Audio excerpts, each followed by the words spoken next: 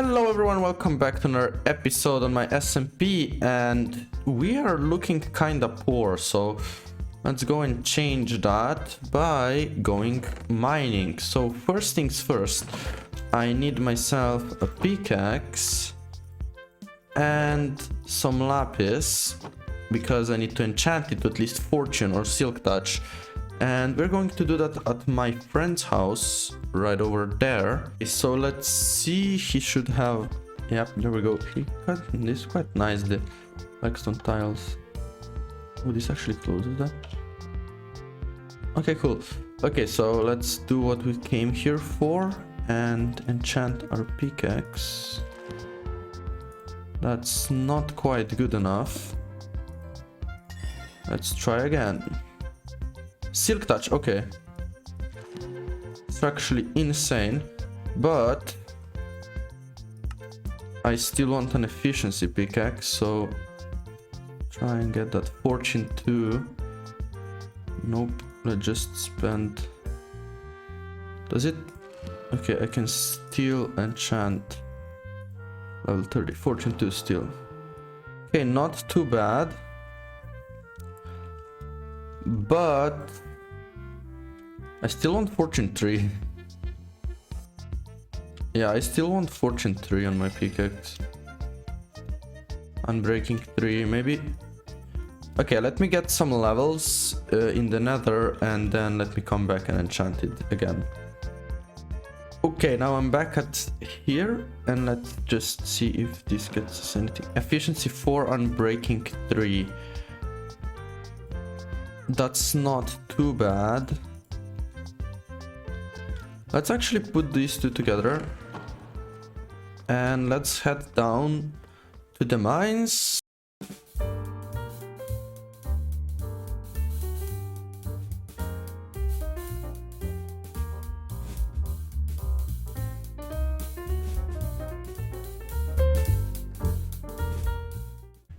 Okay, so I hope you enjoyed that little time lapse, and this is all the resources we managed to get from roughly 1 hour and a half of mining, or one unbreaking 3 pickaxe of mining. So now that we have this, I want to update you on the things that have been going on in the server since the beginning of the video, because some time has passed and I couldn't be online during that time. Couldn't have recorded, so let me just update you on the things that have happened. Okay, so the first thing that happened is this villager breeder here that initially killed all the villagers, but now it seems to be working pretty well. And the other thing is this, so I have decided to build a villager trading hall here, but since it's going to be a lot larger than we have space for here, I decided to just turn everything flat at Y83, but I ran out of dirt midway. So that's another thing that we have going on right now. And the third thing is that I still probably don't have enough resources. I did go mining for some clay, so we have like 1 chest of bricks, but we don't have any andesite, and I believe we do have enough cobblestone and granite for everything else that's been going on. So to build the villager trading hall, the next thing I need is to get some andesite, and then I may start a time lapse of me actually building it.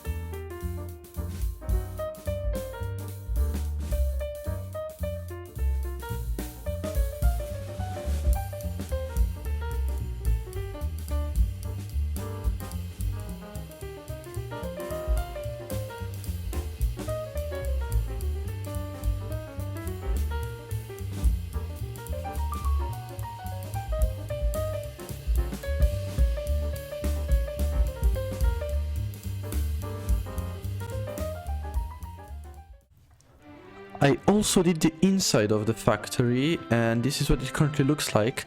And the next thing we need to do is start actually working on the inside, and we are going to start that off by doing some support pillars, and those are going to be made out of acacia wood, because I think it just looks very good in this grayish color. So if you just tower up and see what one pillar looks like. And I really think this contrasts well with the stone outside and the bricks inside. So let's get everything structured out. I think these pillars are a really nice way to break up the walls and create some five white spaces where we can put our villagers in.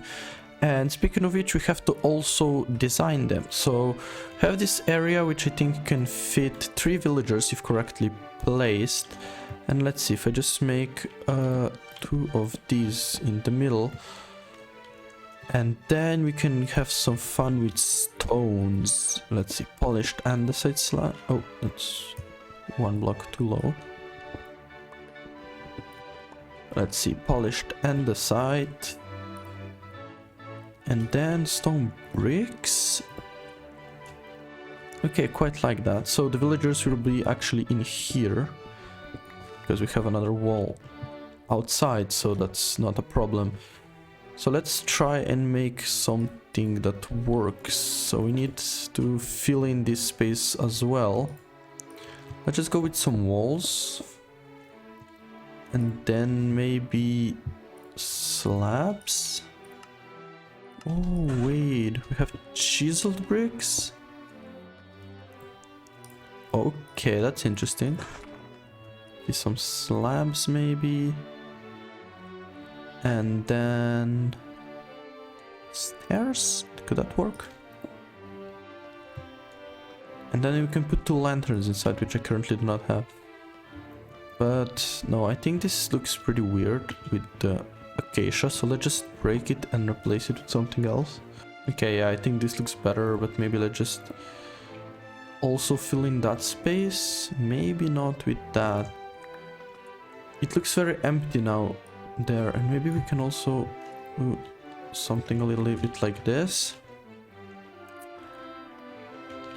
I want it to have like not a style that's focused on the height, but one that's like width, so we can connect it with the other ones and it will still look good. So I don't know about these because it's not as streamlined, but this on the other hand could work. Maybe not stone slabs, or maybe not stone brick slabs.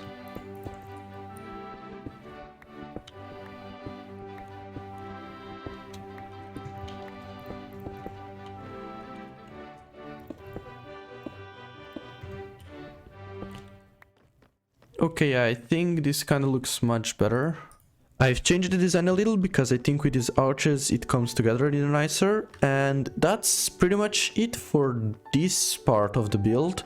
And now we have to utilize these 4 dirt blocks, which you may be wondering what they're doing here. So I don't yet know if I want, because now I have, they were primarily meant for towers, to keep 4 villagers each inside and to fill in the space a little bit. But now that we got this many villagers, it's like more than 50, maybe even 60 villagers, I don't think we'll need the tower. So I'll just let this be as it is currently, and then I guess the only thing we need to do left is put the villagers inside. Now that every single one of the villagers is down to 1 emerald per book, we can start transporting them via this railway I built. So let's just start with the most important one, the mending villager. And now that we got it in my cart, we can just nudge him onto the tracks and he will be on his merry way. And if we follow him, we can see that I build it so that as soon as he gets up here, he also gets out of his minecart. And now we can just place him here. I forgot a water bucket, so we have to do this technique where we bait him. Oh, come on. Have to bait him inside with a lectern. Keep him there. I don't know why he wants to escape. If we just try and do this, there we go. And break his lectern and place it here. And we have to make sure there are green particles so that we know that he's actually locked onto his lectern.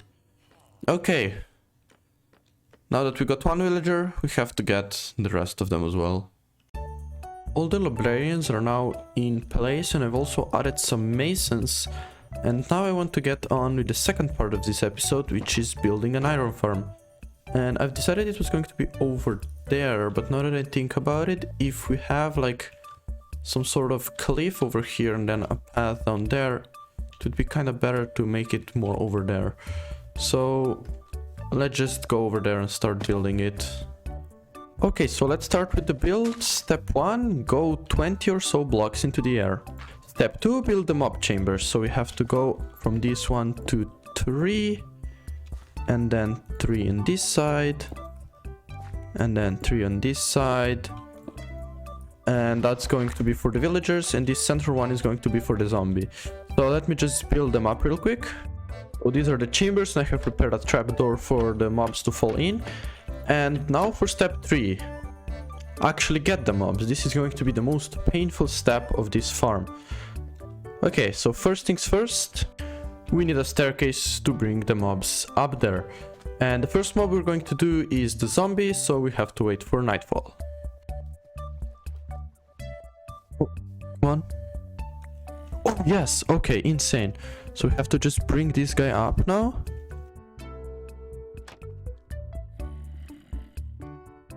And into the hole. Okay, there we go. So now that we got the zombie, I'm just going to block him off, just in case any villagers get mad. We have to also get the villagers. So one of the clips got corrupted. I did get the villagers into their respective chambers, and I built the iron golem spawning platform on top. The platform is finished, and the last thing we need to do is just add the water to the farm. And I'm using a design by Waddles, and I'm going to be putting the design in the description. I'm going to put his video in the description, so full credits to Waddles for building this farm.